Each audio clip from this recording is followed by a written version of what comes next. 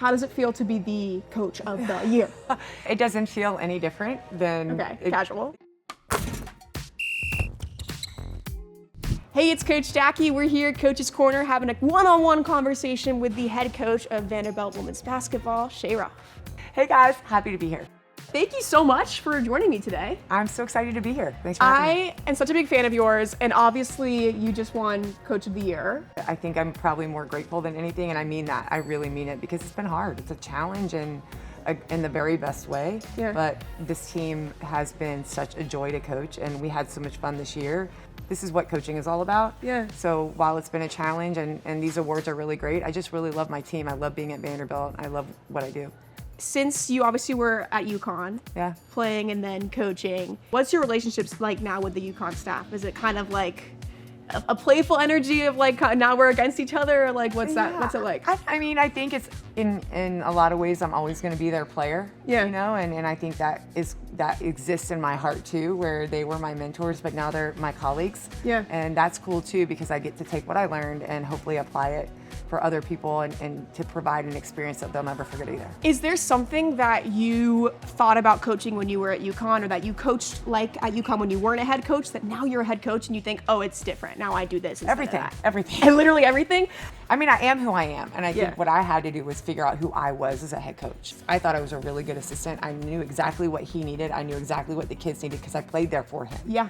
And then I went to become a head coach, and I started, you know, doing the things that I saw him do, and that didn't really work out. Like what? Tell me what you would do that Like didn't just work. being angry or like yelling, and you know, there wasn't anything about what I was doing that was true to me, and it took me Yeah. a minute to figure that out. That's interesting. I'm still the leader and I'm the head coach, but I'm gonna have these relationships with the players because it's important to me, and that's when I coach the best, is when I operate that way. But you come from such an intense background from UConn, but then I know Michaela Blick said that you helped her find the joy in playing again. Yeah. How do you bring that intensity, but also remind players about that freedom that like we all know that like sports just is fun sometimes, and you lose it when you get older and you find it again. Like how do you Yeah. bring that to them in this intense environment? I had a very unique experience, remember, because I played at UConn. Right. And like we went and won national championships, and it was very high pressure, high Right. intense, there's a lot of expectation.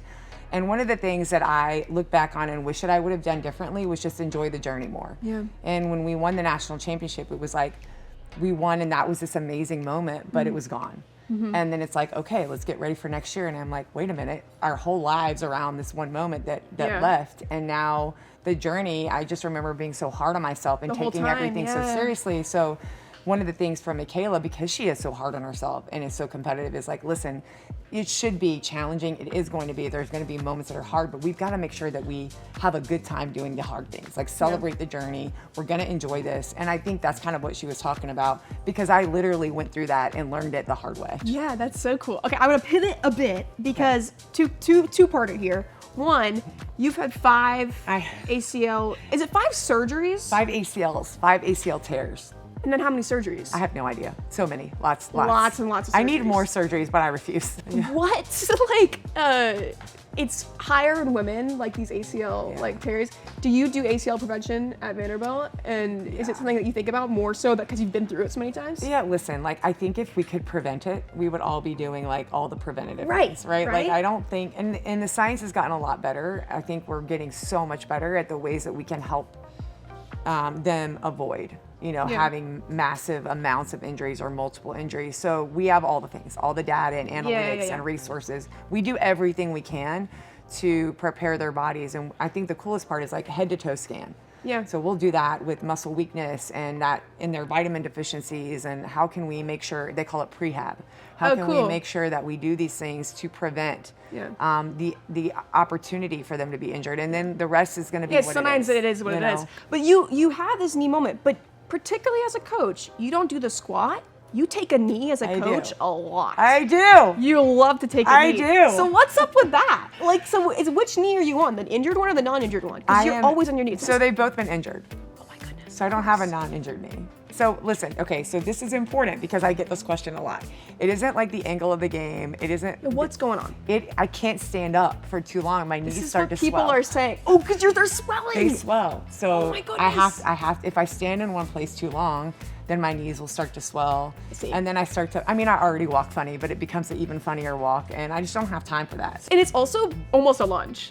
It's Almost a lunge. You're like, Yeah. oh my goodness, we're really stretching. Because I need it to be on this part, not on that part. So I have totally to get my it. stance has to be wider. I totally yeah, get but it. it gives a vibe, I guess, right? Does it give a vibe? It's gay. Is it? Yes, to take the knee. It's gay. Okay. When I say things are gay, it's like things that made me feel cool when I was 12. Oh. Rolling my sleeves.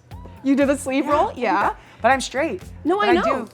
But I do that. I know. Well, that's why it's cool for you, because you have these cool gay traits, but you're straight, so you have like a little best of both worlds in many ways for you. Well, thank you. Yeah. What am I doing right now, this guy? This is straight.